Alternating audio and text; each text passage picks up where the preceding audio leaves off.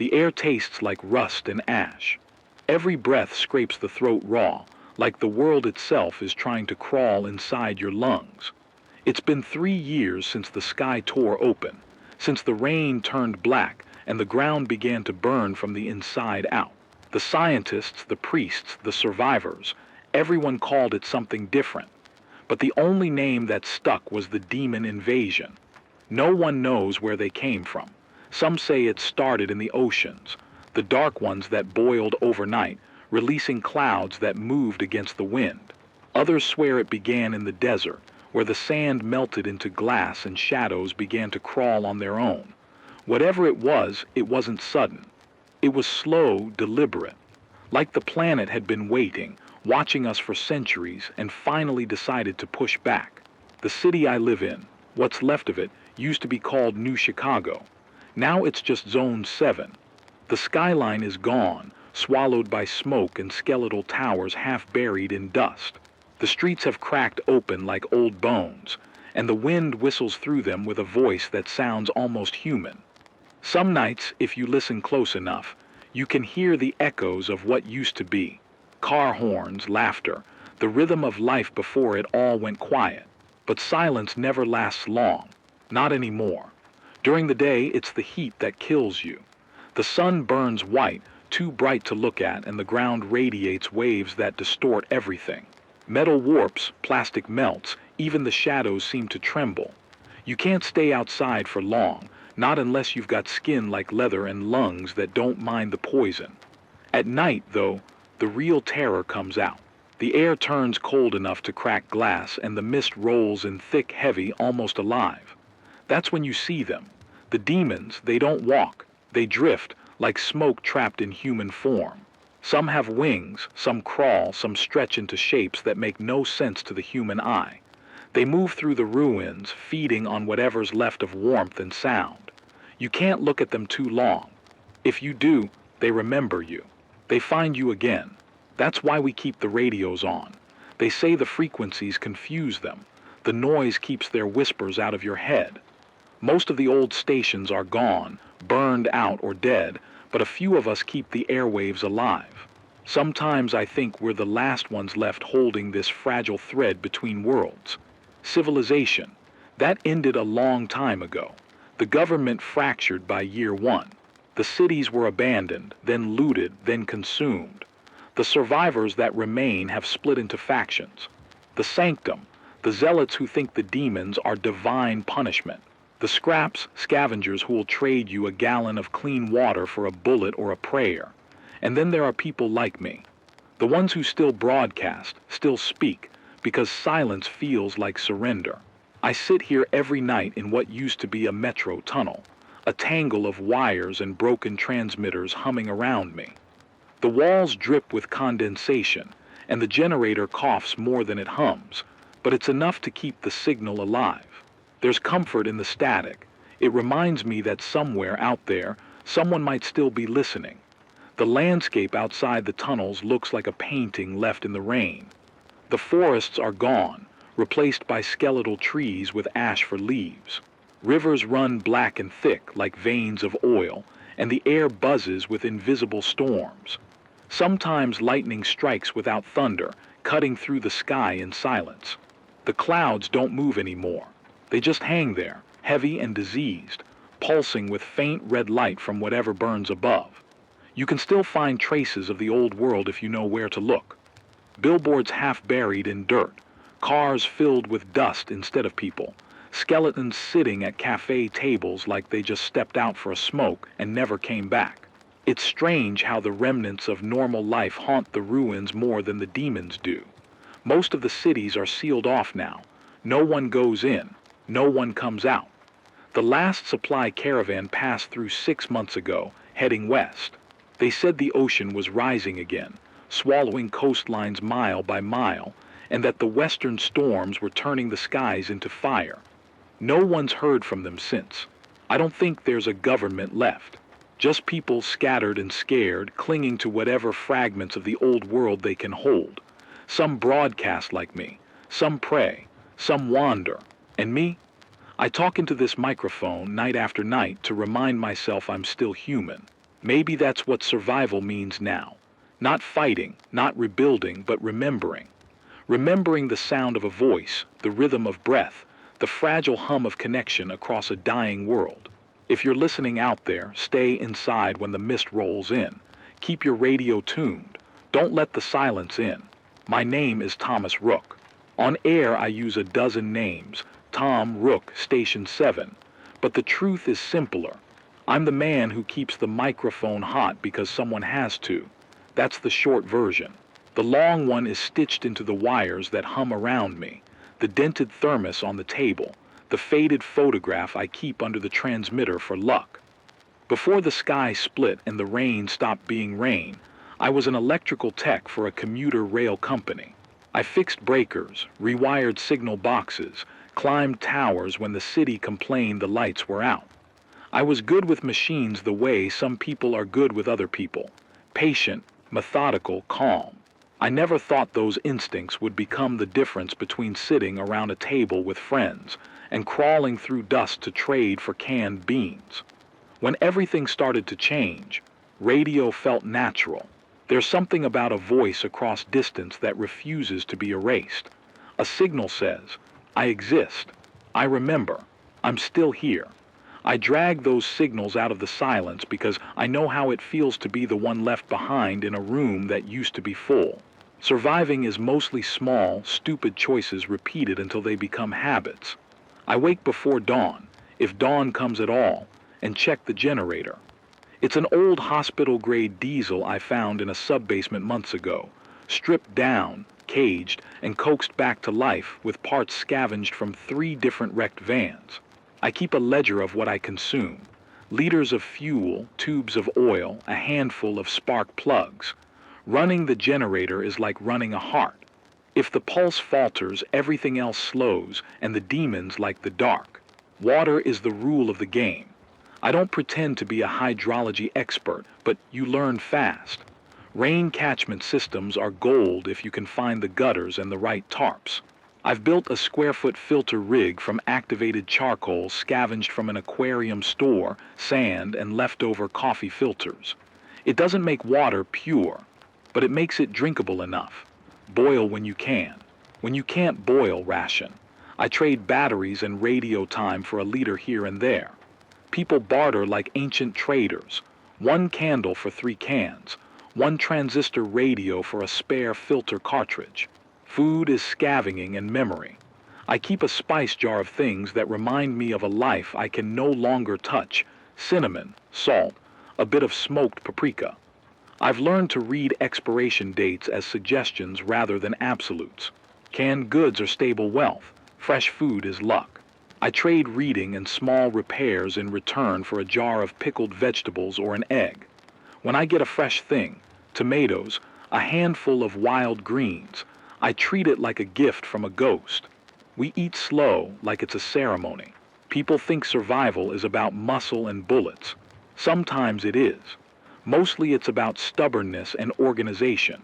I tape insulation around the transmitter's most delicate connections and I write schedules for myself. What hour to broadcast, when to do a perimeter check, when to sleep. Sleep is a dangerous indulgence. I nap in 2-hour bursts because the demons, when they're near, shift the pattern of the dark and the world opens in ways that make a person regret closed eyes. I've seen what desperation does to others. The sanctum taught me how quickly faith can calcify into fanaticism. They preach absolution and punishment in equal measure, dressing catastrophe as prophecy. The scraps taught me how commerce mutates, how people who would never have traded a family heirloom now trade teeth for canned peaches. I learned to keep my face blank when a group walked in looking for supplies. A smile or a scowl can be interpreted as weakness, as invitation, as threat. I'm not a hero. I can't say that enough. My hands are scarred from barbed wire and burned wiring. My back still remembers the weight of a stolen bike frame I wheeled back from a dead neighborhood. My losses are ordinary and heavy. My wife, Lena, was gone the winter the first fires climbed the apartment blocks. She went to fetch water and never came back. I keep her scarf wound around the mic stand sometimes, because the fabric remembers her shape better than my head does. There was a boy we took in after he lost his mother, Tommy. He used to ask questions about the trains, and I'd tell him stories about the lights. He left one day with a caravan that promised safety. I remember his face in the reflection on the transmitter glass, like a sign that I failed or like proof that I tried. Which is it? I don't know. Grief tends to mean both things at once.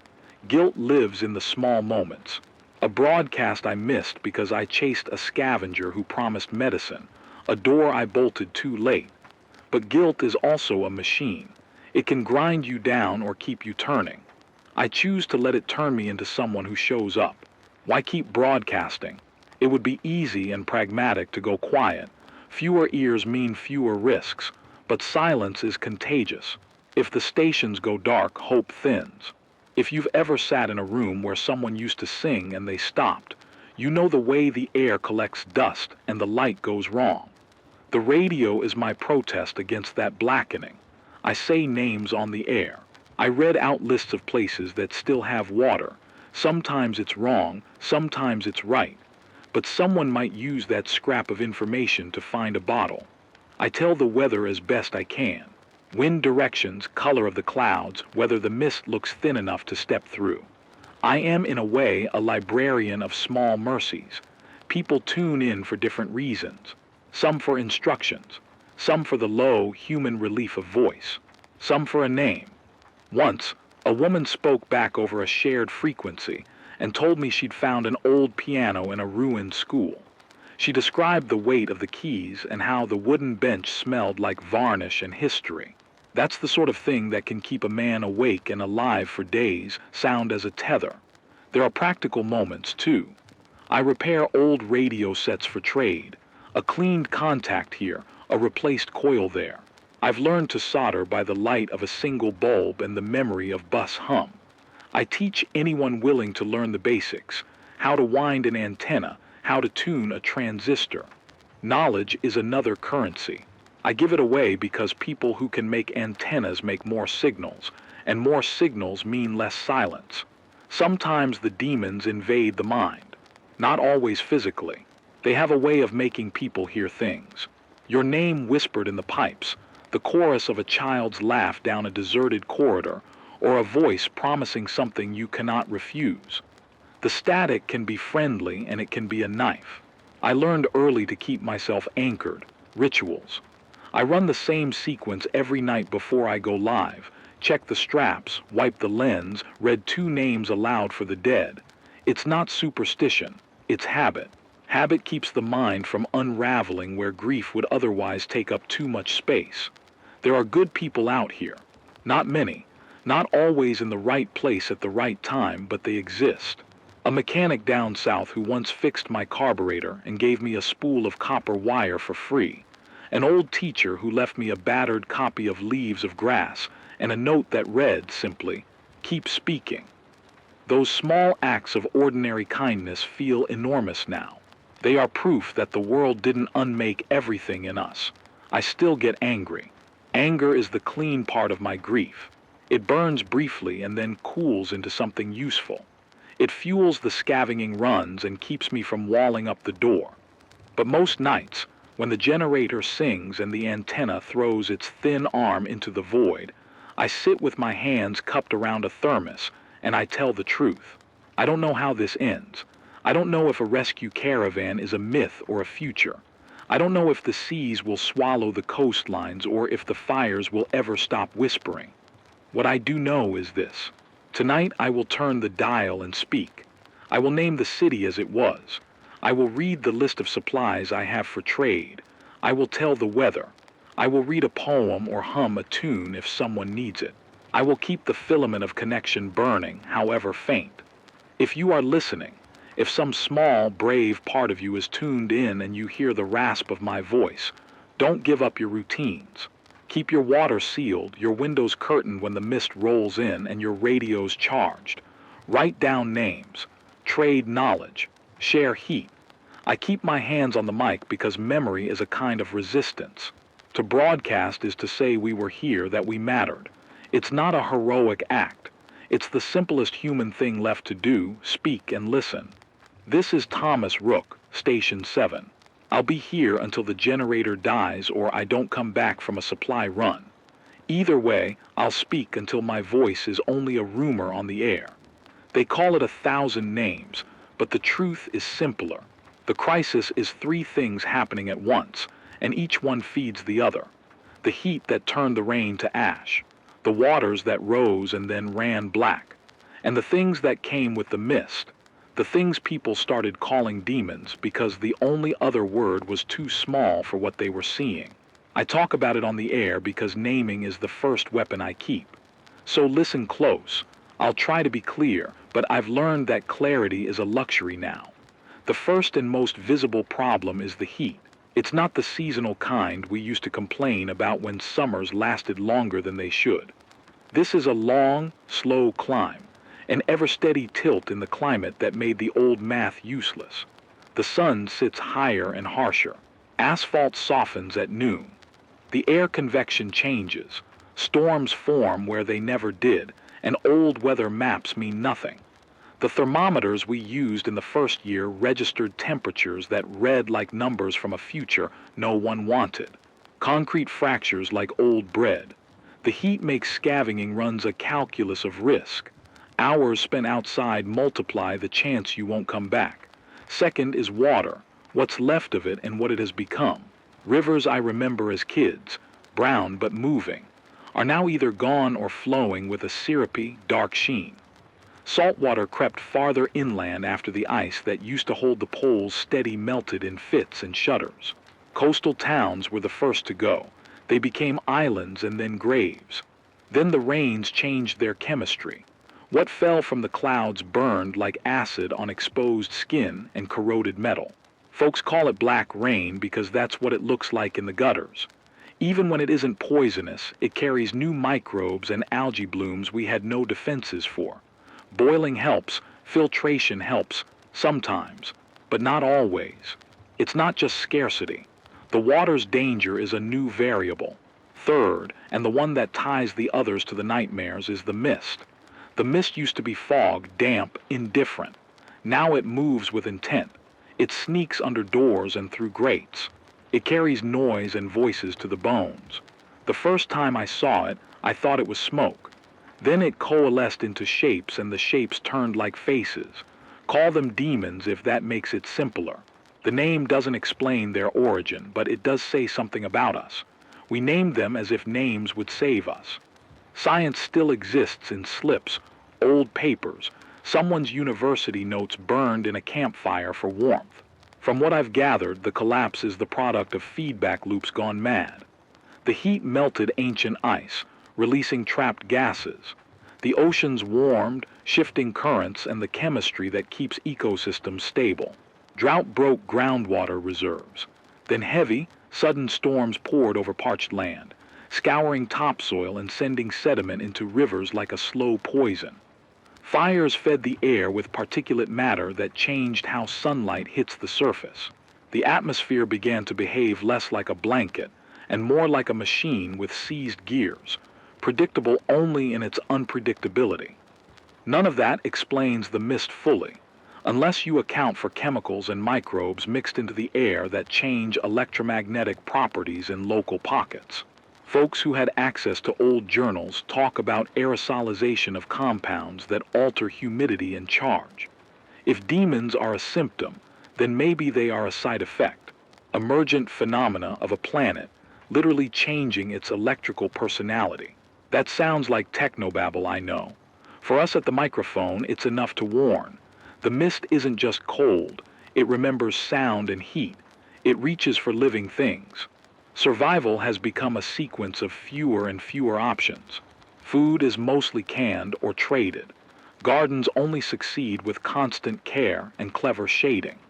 Fuel is the currency that keeps a generator alive and a radio on the air. I keep the diesel's consumption logged in my ledger like an accountant in a bank that no longer exists. 2 liters today, 1.5 tomorrow. Parts are rarer than kindness. Every coil I cannibalize for one working alternator is one less thing I can trade later. Batteries are talismans. They last as long as the civility that allows people to barter them honestly. On the ground, that means friction, people who need what you have, and the brittle moral calculus that follows. There are groups who trade fairly, more or less, because their survival depends on networks. There are groups who do not. I've seen caravans arrive like a promise and leave like a verdict, having picked over a neighborhood until it was bare. The sanctum preaches that the demons are a moral verdict, and that violence is purification. If the mist touches you and you survive, they say you're chosen to lead.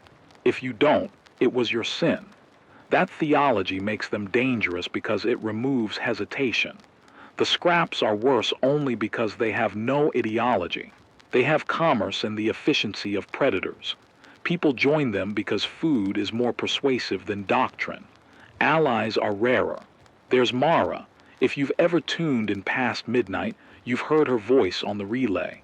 She runs a patchwork greenhouse in an underground transit yard 3 towns over. She taught me how to stack thermal curtains to shield plants from the midday glare, how to plant root crops in heavy, dense compost that keeps moisture longer, and how to keep bees in a sealed system that still managed to pollinate. Her knowledge saved my life once when a shipment of canned food arrived burned and bloated. The knowledge of how to coax life from poisoned dirt is priceless, but even allies can't always help. Once the supply lines were cut for 3 weeks, and even Mara's greenhouse admitted its limits. Severe weather used to be something that made you take cover for a few hours. Now storms last days and change their nature mid-course. A wind that starts off dry turns into a choking, metallic howl-spitting grit that sandblasts hands and lungs. There are days when lightning splits the sky in no rhythm at all and drops heat in the shape of a wall. The risk calculus for a supply run changes by the minute. 1 hour you can cross a bridge. The next the current undermines it, and you're picking your way across girders that could give at any second. Resources that keep a radio alive, fuel, coils, copper, antennas, are the same that keep a water pump working or a sterilizer hot. That overlap makes choices hard. If I fix your pump, I might lose the transmitter's stability. If I burn fuel to get you to a clinic, I risk losing the heater that keeps my own shelter from freezing at night. We make these choices every day. They're not moral parables, they're arithmetic, actionable things that help. Because I'm not only a voice, I'm someone who sweats and trades and loses sleep, are the small, stubborn hacks that keep bodies going. Water, capture any condensation. Run a tarp to channel dew into a bottle at dawn. Make a charcoal sand filter and then boil whenever possible. If you can, keep water moving. Stagnation breeds new hazards. Food. Learn what wild plants in your region are edible now. The old field guides are wrong, but sometimes still useful if you cross-check with someone who's seen the changes. Shelter. Insulate with reflective materials during the heat of the day and trap heat at night with layered bedding. Ventilation is a double-edged sword. Open windows bring air, but they also bring mist. Use damp cloths over cracks, but change them. Wet materials can foster mold in hours now. Communication is health. An antenna thrown up on a pole can reach further if you raise it above the line of sight obstructions and keep it grounded for storms. Old CB radio tricks still work. Low power during the day to save batteries. Short, scheduled broadcasts to conserve fuel and to give others time to respond. Trade what you can repair. Knowledge is a non-perishable good. Teach someone to solder, and you've multiplied the number of radios that can stay alive. Those lessons delay the silence. The demons complicate everything. A caravan once tried to cut through a valley we know is usually safe because the mist there sings less. They were picked off in the night. Not all the losses are bodies, some are minds. The mist makes people hear loved ones calling. It mimics footsteps. It drives a man to open a locked gate and step out into a storm because of the music it plays. After that caravan was gone, we found signs of ritual, candles arranged like compasses, and a radio left playing on the loop. Some nights the air takes on a smell of roses and you want to step into it. That's when you have to remember the arithmetic of it. A smell is cheap. Your life is not. Why does everything get harder by the day? Because the systems that once buffered us are gone. Supply chains that moved food and parts are busted. Fuel refineries are empty or flooded. Knowledge is scattered. The people who knew how to maintain a water plant are dead or gone. Ecosystems that chewed up waste and recycled nutrients are failing. The social bonds that let communities pool risk have been eroded by paranoia and theft. Every time we lose a generator or a skilled person, the network's capacity to respond drops. It's exponential decay in human terms. One lost well becomes 3 miles of thirsty families. One burned bridge becomes an entire farm cut off from trade. And then there's the psychological attrition. When every decision might end someone's life, people get brittle. You saw it when the Sanctum took over the South Tunnel. There is a slow erosion of trust. People who once exchanged seed packets now count teeth. Trauma passes from hand to hand like an infection. That is the crisis I am setting down on the air. Not a single event, but a collapse of layered systems. Climate, water, infrastructure, and the fragile nets of human cooperation. Each problem feeds the others until the whole thing smells like a city under long siege. So what do? We patch, we barter, we teach and we learn. We keep lights on for as long as we can. We hoard kindness the way we hoard batteries because it lasts longer. We set schedules for harvest, for radio time, for scavenging runs. We mark safe hours and unsafe hours. We write names under candlelight and commit them to memory.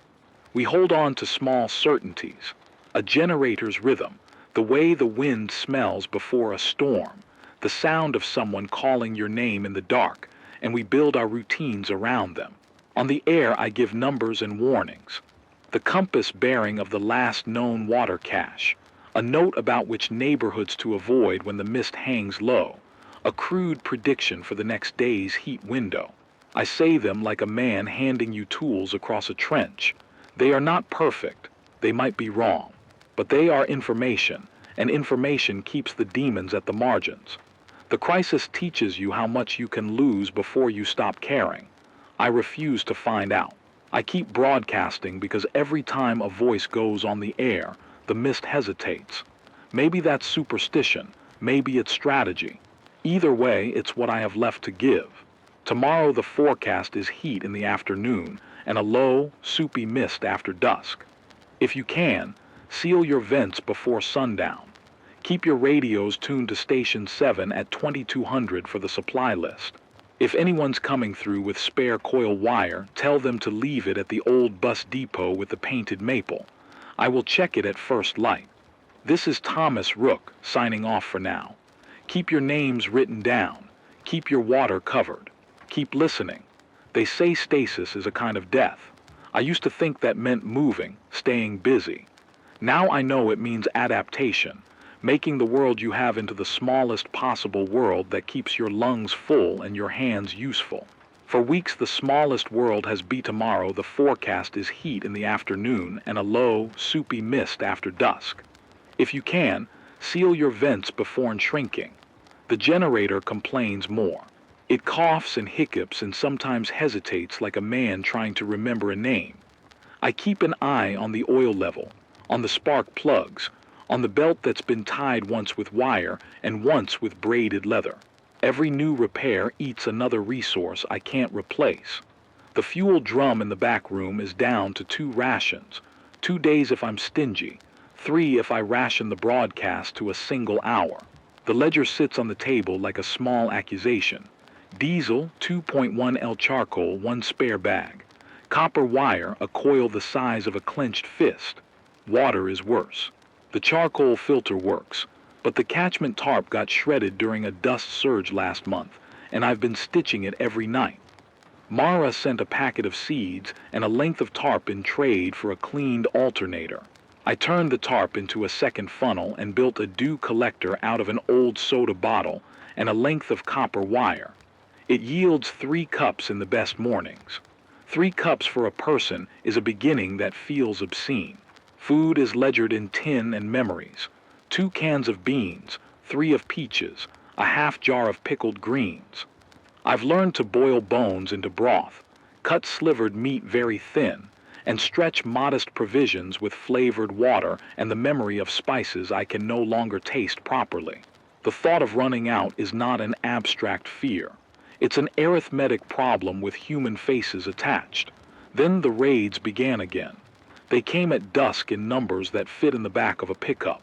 The scraps prefer speed, slow anyone who looks at them sideways, and take what they want before you have time to write their names down. They pick neighborhoods like impatient surgeons, a quick incision, then a sweep. The first time they came near my tunnel, I heard them on the far frequency, loud and confident, their voices ragged with canned laughter. They started posting lists of open markets on frequencies used by traders, like a carnival announcing its games, and caravans answered. The caravans always paid a toll. I had a perimeter watch. I have to. Silence isn't a defense. I keep a bell loop on the far entrance and a tripwire across the ladder shaft that drops a tin can when disturbed.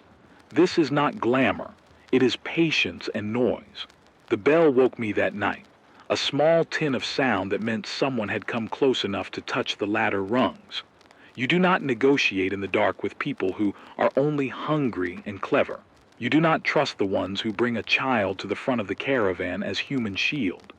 I took the old shotgun out of the closet, cleaned, stock oiled, and loaded it with slugs that have survived 3 trade cycles.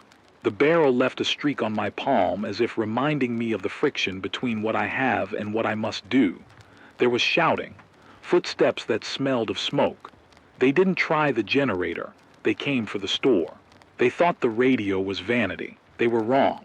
We traded words through the bars. I told them I had nothing. It's a trick. People believe what they want to believe. A woman with teeth filed into points laughed and said, "We'll see." They tried to pry the service hatch open with a crowbar and the bell loop snapped and I had to make a choice. Shoot the lock or try to scare them off with loud, useless noise. I shot the lock. The round went through rust and came out like a copper promise. There was a sob, a sharp intake of breath, and then the sounds of leaving, tires burning, something collapsing. Later, I found a scrap of cloth, dyed the wrong purple for anything anyone carries anymore, and wipes of blood on a metal step. I spent a long time giving that blood a name on the air, for a caravan that came and took nothing but left a bruise. Naming holds meaning in places where law does not. We lost more than a few cans. We lost a coil and a spool. I had to splice 3 different antenna wires because the link I used to reach Mara flickered. I could feel the exhaustion. The generator's tremor felt in my teeth. When your world's wiring is the difference between light and dark, small thefts compound into collapse. Every coil taken is one more silent night for someone. It's not just the scraps. The sanctum has started moving in formal ways. They've set up a pulpit where a man with a megaphone calls down the mist as penance and post signs, charred wood, neatly painted, telling travelers to submit their names for purification. Mara told me over the relay she'd had to lock the greenhouse and chain the door because a group of them tried to commandeer her plants for the greater glory. The sanctum believes scarcity is moral hazard and that control, absolute control, is salvation. Salvation has teeth. In the middle of the raids, the rumor began, a name softened with distance and polished with every retelling blue well. It came first as a whisper, "There's a well that runs pure." Then as a rumor, "No, it's a plant, solar desalinator built for the Coast Guard, still online." Then as a legend, "It's a city, walled and lit, and they call themselves keepers. They've got batteries and belt-driven pumps." The rumor went from technical to myth with the speed of breath. People need a story with edges. Bluewell gave them edges. Mara heard it from a trader who had a map with a place circled in ink that was not on any map I'd ever seen. The trader had been dropped by a caravan and left to walk. He'd sewn a strap on his shoulder where a bullet grazed him and claimed to have seen lights on the horizon, windows like teeth. He traded a spool of copper wire for 2 hours of studio time and a chance to speak his name. On the air he said, plainly, "There's a place that made water from salt." After he left, People wrote their names in dust and prayed. A myth like that breaks things open. It can produce caravans of hope or caravans of death. I started tracking the rumor like one-track storms. Where did it appear? Who said it? Was there any piece of it that looked like engineering instead of fairy tale? There was a little. The trader described arrays of reflective panels the size of roofs and a tank like a cathedral. He used words I recognized. Reverse osmosis, pumps, batteries. It was enough to make the rumor credible without committing to truth. Hope is a dangerous currency. It buys you the courage to leave your door. It also strips you of calculation. When people hear a story of water that runs clean, they do not wait to confirm the facts.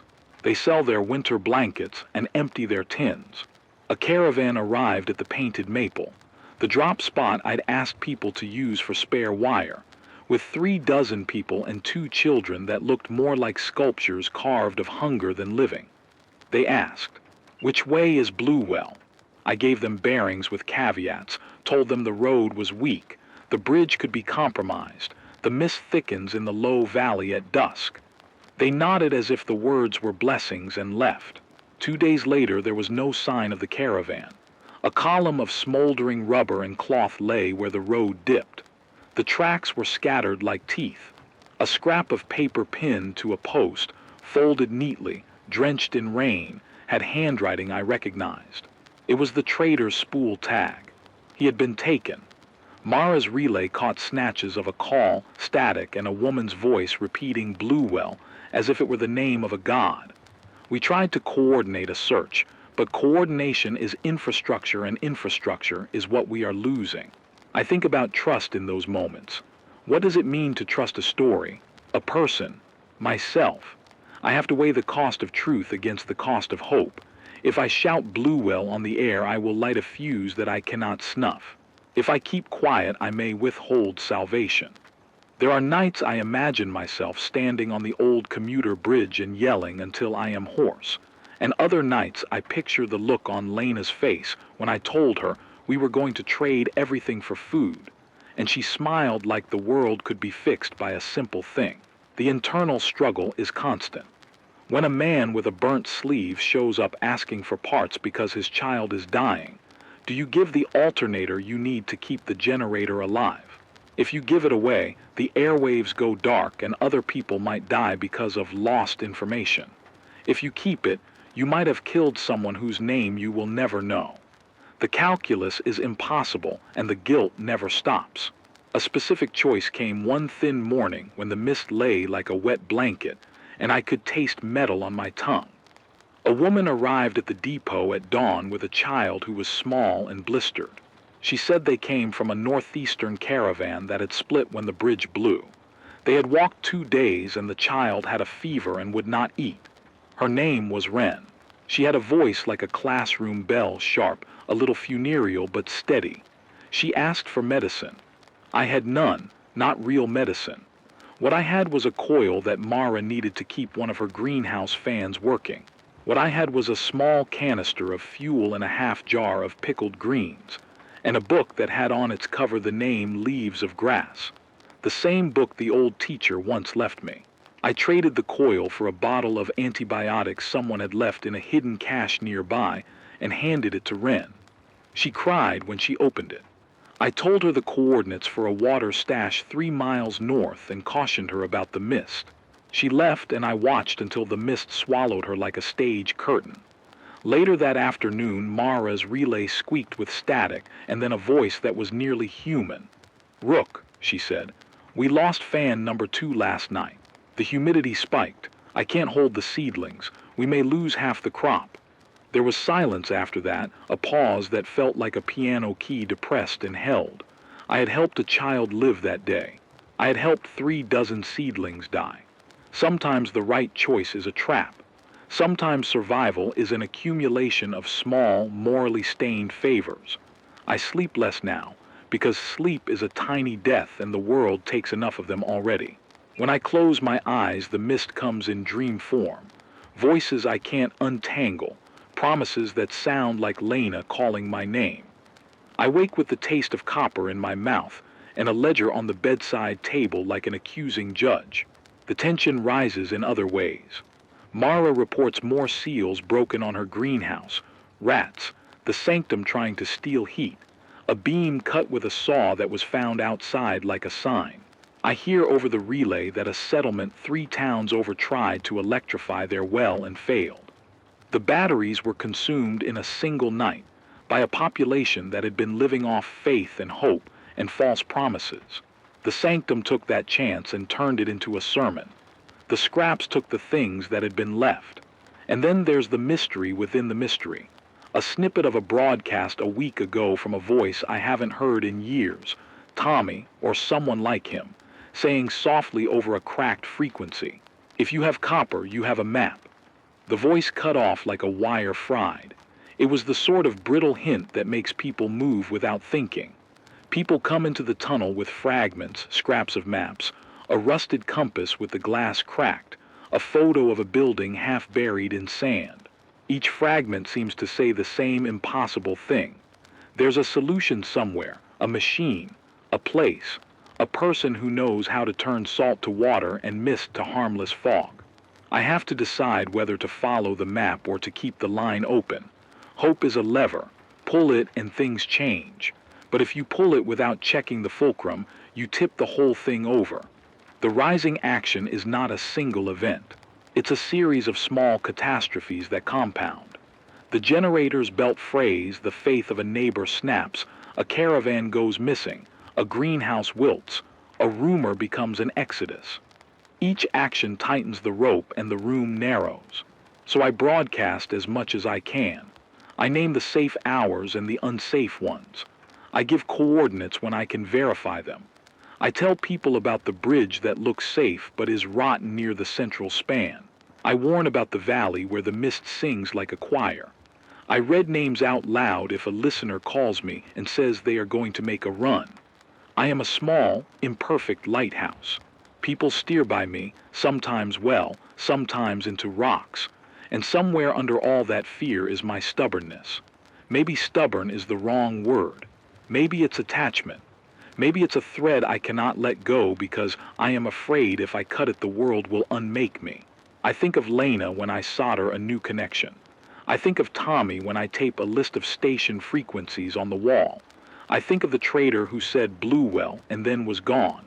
The truth of the rising action is this. The world is asking, loudly and without manners, what you are willing to risk for hope. I am willing to risk the generator for a child. I am willing to trade a coil for a jar of full-strength antibiotics. I am willing to open the gates for a caravan with a note of truth that tells them where to find a pump. But I am not willing to hand over the transmitter on a rumor. Not until I know more.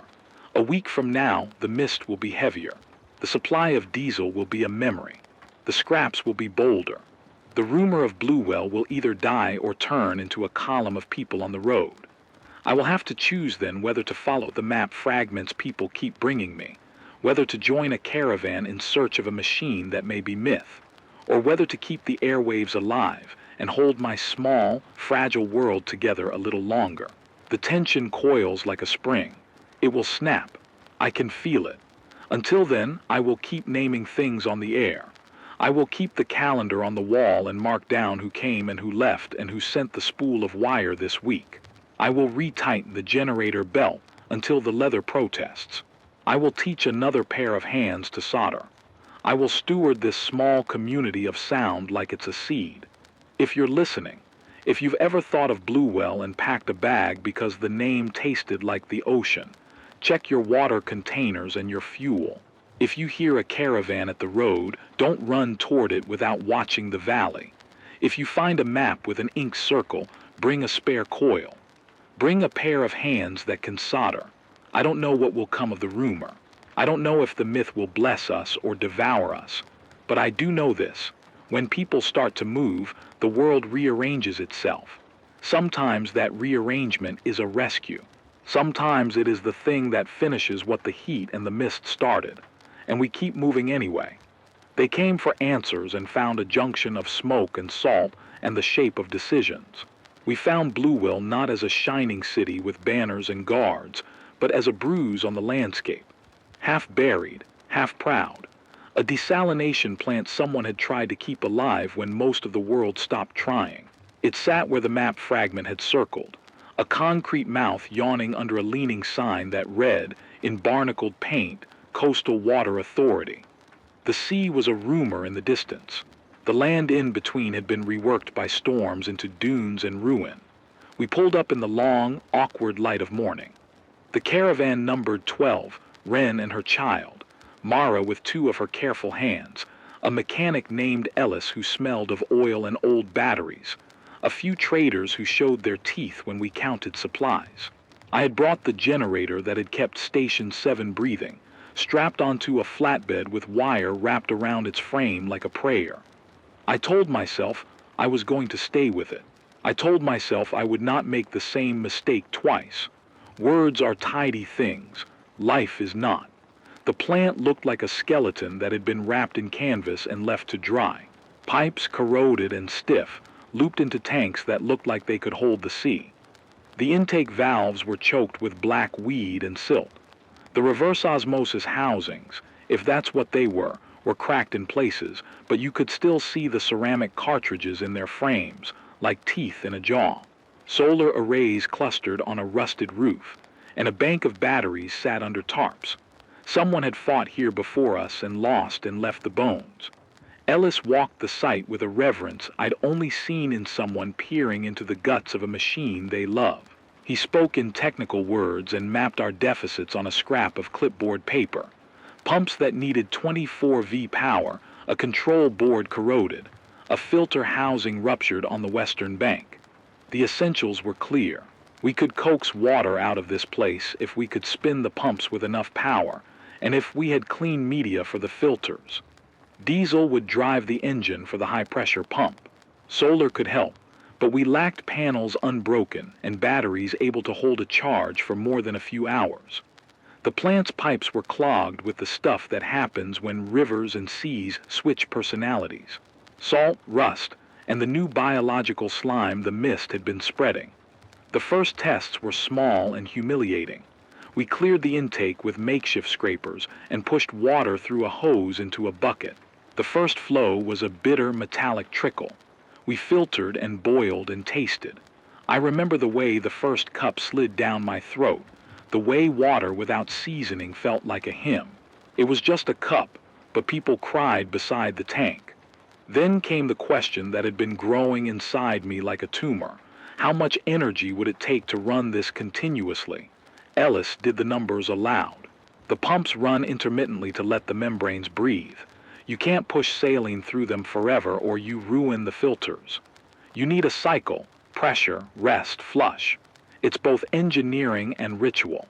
To get a steady, useful stream of fresh water for a town, you need sustained power, more than the solar scaffolds could provide in the short term. Diesel fed the high-pressure engine that could keep the flow consistent.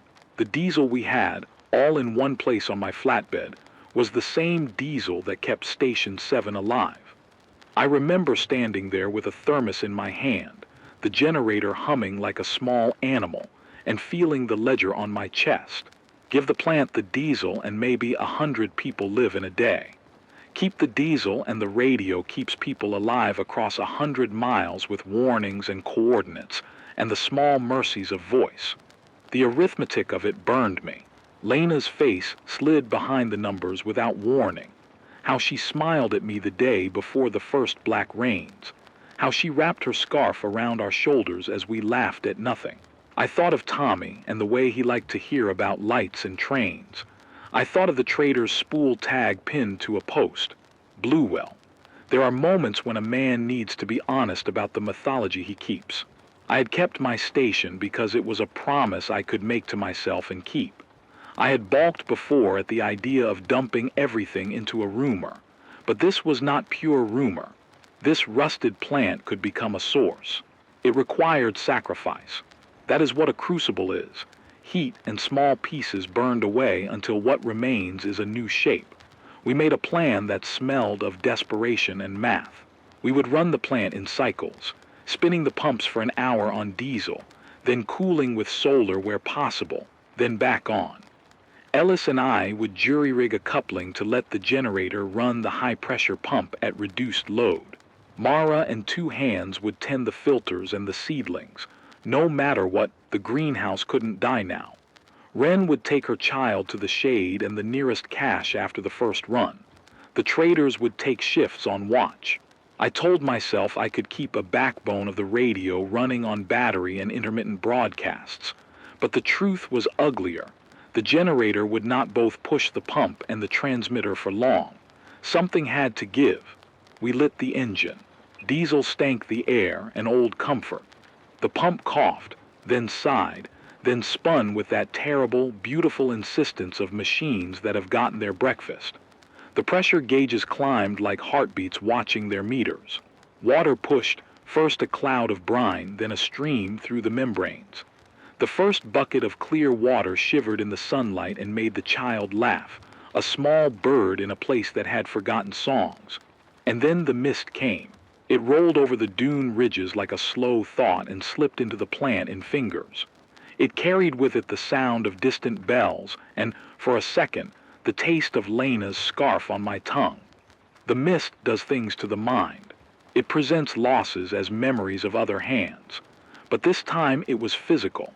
It condensed on metal, the droplets beating and humming in a way that set the control board into a soft electric weep. Ellis cursed and clapped a tarp down over the panel. Mara shouted for the pumps to be shut. The valves chattered with stress. The mist began to coil around human limbs like steam around pots. That's when the sanctum found us. They came through the mist as silhouettes at first, chanting something that scraped at the throat and made my teeth ache. I recognized the cadence, an old sermon pitched into the new world. They thought a desal plant was a temple. Someone had told them that water here would cleanse them, that the mist was a plague to be purified. They had a banner of salted cloth and a god in their eyes. Negotiation is a currency that loses value in the face of men who think sin explains scarcity. They demanded stewardship, then tribute, then control. When Ellis tried to explain the mechanics, how filters can't be hoarded and how pumps need maintenance, their leader answered with a name and a swipe of a blade. We had trained for raids before, but never for the specific cruelty of those who think scarcity proves them right. I made a choice in halves. I told Mara to secure the greenhouse and the traders to take the convoy out the back way with 2 jerry cans and an extra coil. I told Wren to bury the child in dunes if need be, to hide them until morning came. I told Ellis to keep the pump running at half load and to keep the filters moving. I stepped forward and opened the hatch to the control room. The sanctum pressed like a tide. They wanted the keys. I wanted something else, a few minutes. I offered my voice as a bargaining chip. "Listen to me," I said into the open space, my words amplified not by a microphone but by the bare, human habit of speaking to be heard. "This water doesn't work without labor. You can't take what you haven't earned. You can't demand what you can't maintain. Do you understand? Do you have the hands and the knowledge?" The leader sneered and stepped close enough that I could smell the smoke of their campfire and the iron tang of fear. He reached and I saw the child of his face, someone who once had a father and now only ritual. He wanted simplicity. He wanted absolution. He wanted power. One of the men lunged at the pumps, crowbar raised. Ellis lunged to block him. A struggle that smelled of diesel and blood followed. The crowbar struck the casing and cracked a seam in the high-pressure line. Water hissed like a living thing and the pressure dropped, spitting a geyser of brine that soaked the men near it and transformed the mist into a chorus of damp, singing lenses. The pump stuttered and the control board started to arc. In the madness of it, I did what I had always promised myself I would not do. I handed over the generator. Not physically, no bargaining, no handing of keys. But I made the calculation and pulled the valve that rerouted the generator's output from the transmitter to the pump. The radio died with a soft, almost apologetic static, like a curtain falling. I felt it like a bruise. It was an ugly, certain thing. The station 7 light blinked once, then faded. My throat closed on a need that was not grief but function. I had a map of voices in my head, and I was about to trade them for the bodies in front of me. Ellis cursed and threw himself at the broken pressure line with a bit of copper and a roll of inner tube.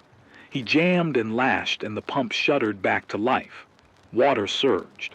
The child, Wren's child, sipped and slept, and some part of me that had hardened like coal softened. People cheered like drowning men grabbing a ladder. The sanctum staggered, less in power than in the sudden arithmetic of what we had done. We had chosen water. The mist did not leave. If anything, it crowded the edges like a jury not yet ready to decide. It sniffed the warm water and the scent of living things. It tasted of promise and clung like steam. In the control room, a man with a blade lunged and found nothing but the pump's steady churn and the kitchen of his own terror. Without the radio, the signal was gone. With the pump on, something new hummed in the air. Mara stood with a coil in one hand and a child's head on her knee. She looked at me with the kind of tiredness that is more honest than rage. "You did the right thing," she said, and I almost laughed because I had spent years arguing myself into and out of rightness. We ran the plant in shifts for the next 2 days, the generator coughing and being coaxed into the rhythm of sacrifice. The water flowed into barrels and into people's mouths and into kidneys that had been shrunken by drought. We sent caravans with jerry cans to towns in the radius we could support. We taught someone to mend a membrane. We wrote a schedule on a scrap of sheet metal and nailed it to a support beam. Pump cycles, watch shifts, filter change. The plant took on the air of a small city waking up, and I sat by the pump at night with my hands on a wrench and thought about voice.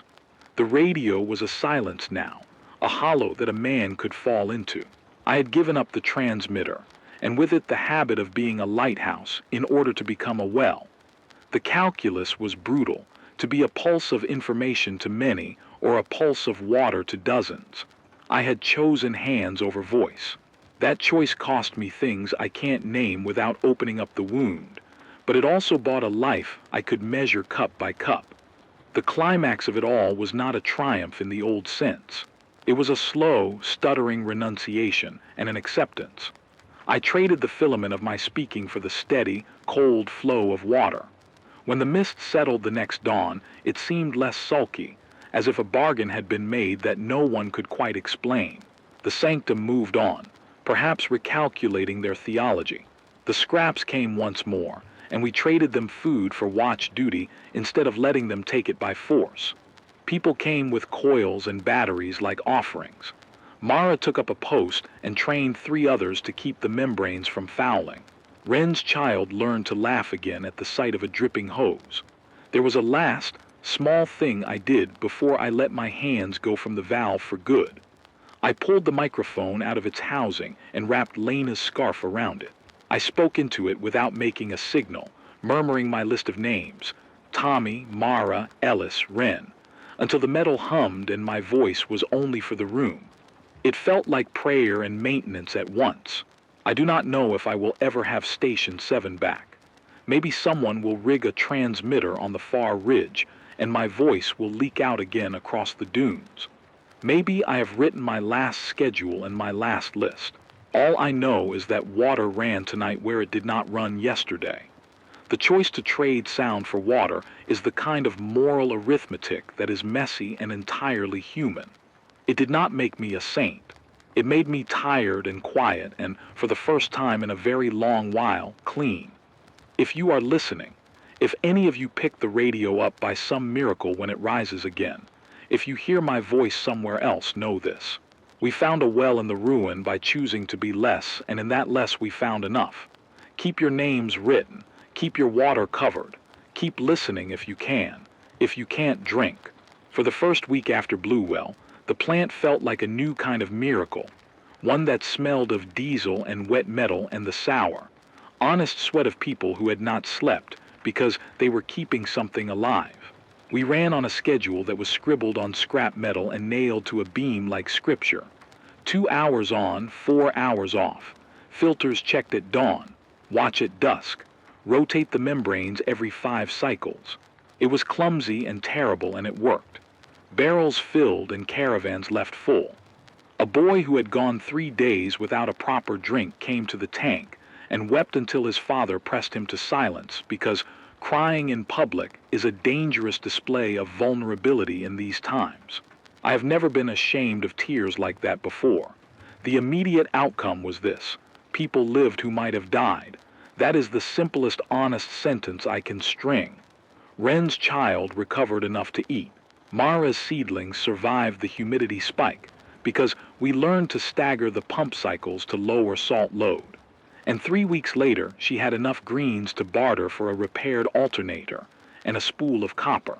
The traders who had at first drugged their feet began to bring things other than rumors. Panels, an old alternator someone had kept for a wedding grill and now offered for a crate of water. The scraps learned a new habit: watch duty in exchange for canned goods, because the math of steady food outweighed the thrill of sudden theft. But the cost was not invisible. The transmitter's light on Station 7 stayed dark. I could lie and say the silence was a sacrifice I expected, noble like a burned flag, but that would be a lie, and I will not waste air on prettiness. The quiet of the radio is a new kind of hunger.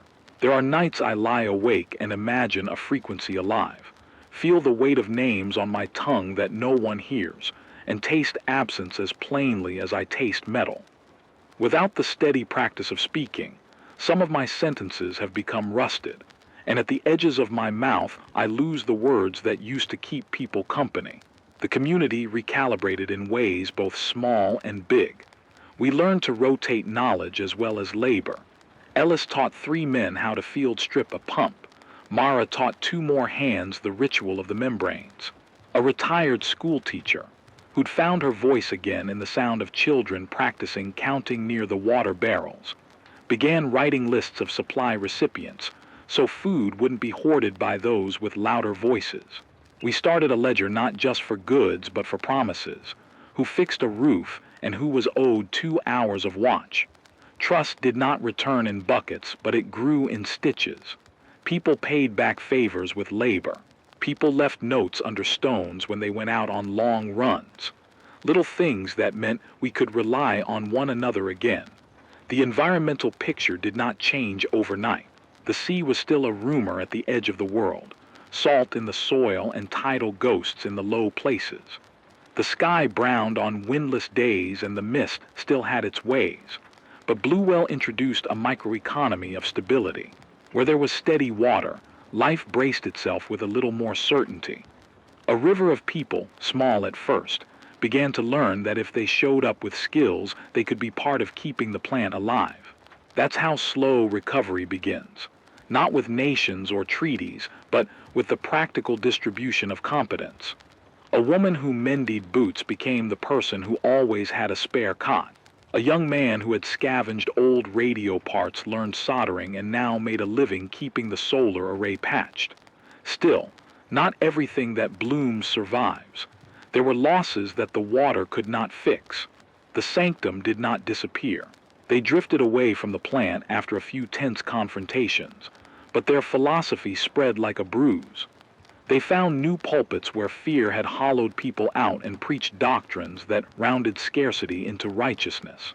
Some towns bowed and surrendered small pumps rather than risk violence. Others, handed a choice between a sermon and a repair kit, chose the sermon because belief promised a narrative that pain did not. That is the cruel arithmetic of catastrophe.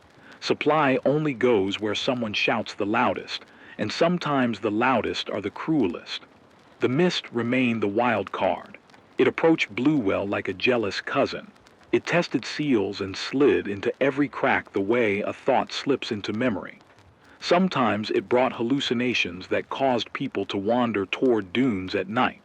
Sometimes it left a faint ring of frost on the filter housings, as if it were trying to baptize the plant into a creature of its own. We learned tricks: salt scrubbing the intake, running short saline flushes, building curtains of coiled wire to break up the mist's pattern. But nothing was a cure. The plant was a dent in the world's collapse, not a repair. Inside me, the change felt less mechanical and more like a slow heaving of bones. I had spent years proving to myself that speaking was the thing that defined me. The voice that announced weather and read lists was the only tether I had to a pre-collapse identity. Giving the generator away, giving my voice, felt like losing a limb and discovering a new one in its place. I began to sleep in short bursts again, but the sleep was different. It was heavier with the work of repair, lighter with the kind of fatigue that comes from honest labor. Guilt lived in the margins of that labor. When we sent water to a settlement that later turned out to be a trap for the scraps, when a caravan we helped organize never returned because the bridge they crossed gave way, those moments folded into me like small knives. I have a habit of naming losses aloud. The station used to be where I did it. Now I name them softly by the pump or on the scrap of metal where the schedule hangs. It's different, less performative, more necessary. So what did I learn in the falling days? That choices are rarely pure and often necessary. That the world does not restore itself because you ask it politely. That people are both worse and better than you expect. Worse when pushed to the edge of survival. Better when someone hands them a wrench and teaches them how to use it. I learned that hope is not a destination but a practice. The careful tending of a pump, the teaching of a child how to wind an antenna, the sharing of a spool of copper, because in a week you may need a hand to hold for you. We replaced some transmissions with other rituals. Instead of radio shows, we practiced a schedule of bells at dawn and dusk, 3 peals for water distribution, 2 for watch change. A kid learned to play a tune on a battered harmonica, and it became a call for meals.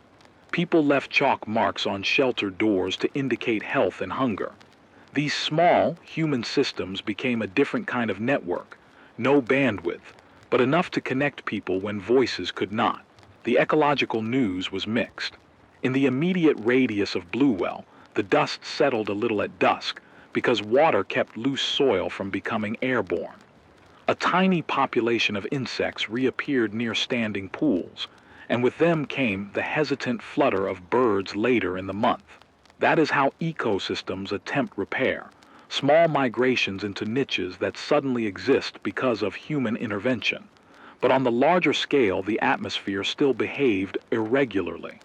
Storms came with new geometry. Heat waves hit with increasing duration. We were not curing the planet. We were buying time in a few places.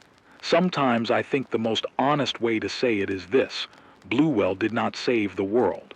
It bought us evenings where mouths could be washed and seeds could be started, nights where children could sleep without collapsing with thirst.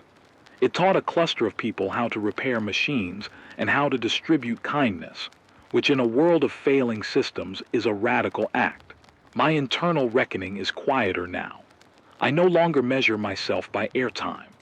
I measure by the number of barrels filled, by the neatness of a repaired membrane, by the list of names on the ledger that are crossed out because they were either fulfilled or because the person left and we never saw them again. The change is not noble. It's an honest re-anchoring of purpose. I sometimes miss the old ritual of reading names into the static, hearing someone somewhere murmur back, a tiny proof that we were more than our wounds. But the pump hums where the voice used to be, and the hum is enough for now. It is a different kind of proof. I still hold Lena's scarf sometimes, and I still wrap it around the microphone when the children are practicing counting near the tanks.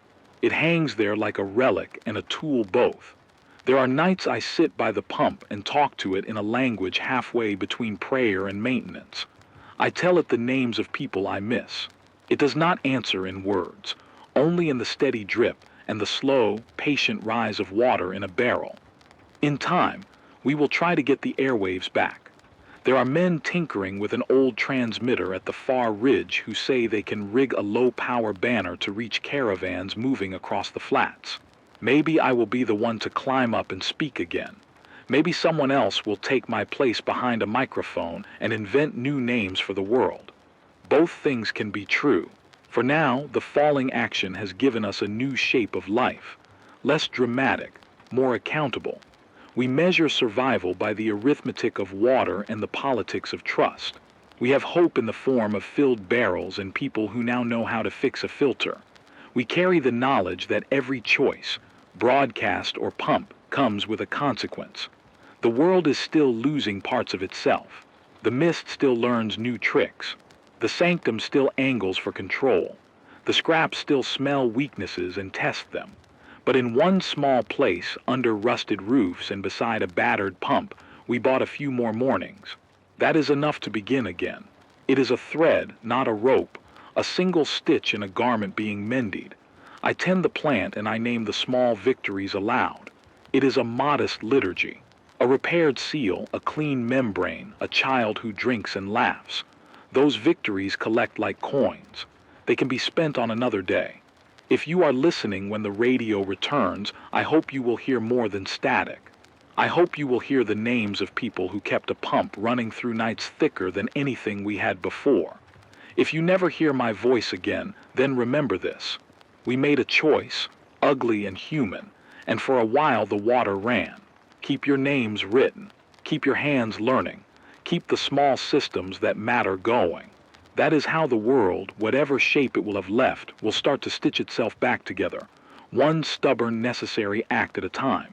They say endings are tidy things, bows tied and curtain calls. Life rarely gives you tidy endings. What I have found instead is a rhythm, small victories stitched between losses, a ledger that balances in a way that never feels finished. If this story needs a final note, make it this. We did not win. We survived one more day, and sometimes that is the same thing. After Bluewell, mornings tasted of metal and something like possibility. Children learned to splash without the look of shock on their faces. Garden beds that had only been rumor sprouted green. People traded lessons as much as they traded bolts and beans. We are a make-do people, and the work of making do is a kind of stubborn, quiet triumph. But that stubbornness is not the same as certainty. The pump hums, the sky still bruises with storm. The mist still remembers voices it shouldn't. Hope sits beside fear, and most nights they share a thermos. Giving the radio away, that is the thing that changes me most deeply. I thought I would die if I could not speak into a transmitter and hear a voice answer back from the dark. I feared silence more than hunger for a long time. Now my speech has different weight. I speak to hands as much as to ears. I teach them to solder, to patch membranes, to listen for the sound of a bearing that needs oiling. Sometimes my words are practical. Change the filter at dawn. Do not run the pump for more than 40 minutes on one cycle. Sometimes the words are smaller and harder. Tell the people you love that you love them. Keep a list of names near water. Both kinds keep a kind of life going. What did I lose? The station light, for one. The way my voice carried felt like a compass, and without it I am more human than I am hero. I lose the reach I had. Warnings that might have saved someone miles away, a joke that would have loosened a stern face. I miss reading names into the static and imagining a hand somewhere reaching to write one down. There are nights I wake and pat the microphone out of habit, feel the empty space of it like an ache. That ache is honest. It reminds me how much being heard mattered. What did I gain? A different kind of belonging. Bluewell is not salvation. It is an argument we made with the ruin and won a few lines of it back. It brought people whose hands can fix engines, and whose heads remember school primers. It taught us rules, the slow, patient rules of maintenance and of fairness. It made us barter labor for survival in a way that taught people to trust again, slightly, enough to let someone else hold a wrench. The world outside still moves like an animal with a limp. Heat will come this summer with the old arrogance. Storms will write new geographies across the flats. The sea will keep pressing at the coasts in incrementally louder ways. The mist will keep inventing tricks. There are places we cannot reach, towns that have been taken apart by raiders, communities that have turned inward and hoarded their last seeds. Recovery, if that word applies at all, is a collection of local repairs. It is daisies pushing through cracks, a child learning to whistle again, a woman teaching another how to splice wire under a lamp. I think about the practical future because practical things are what I can do. We will keep the pump schedule. We will expand the training program Mara started. 3 hands who can solder are more powerful than 1 man with a radio. We will keep the ledger honest and public. We will plan supply runs with watch pairs and leave clear markers so no one wanders blind into mist-heavy valleys. If you can, keep writing names down. Names make us harder to forget, and a personal reckoning I carry now. Some things are for the many, others for the few. I learned that when you have a filament that can light 1,000 miles of warning or a pipe that can water 100 mouths, you are making a moral choice every time you turn a valve or flip a switch. There is no innocence in those choices, only the messy, human calculus of which life you can give weight to in the moment. I will be quieter about the guilt now. Guilt hollows you out. Use it once, use it to set a standard and then build. If there is a last message I want to send, one I would have spoken into any microphone or written onto any scrap, it is this. Keep your names written. Keep your water covered. Teach a neighbor how to splice a wire. Share a ration not because it makes you noble, but because it makes you safer. Do not trade your future for the promise of a rumor without a map or a person who can show you how the gears actually fit. Hope is fragile, treat it like a lamp. Feed it with small, steady things, knowledge, labor, honest trade, and it will burn longer than any one of our single sacrifices. We are not the last song on the air. Maybe there will be another station. Maybe someone on a ridge will rig a transmitter that will catch a breeze and send out a voice that sounds like mine. If that happens, I hope it brings more than warnings. I hope it brings instruction and music, and the names of people who kept a pump running through nights when everything else wanted to go dark.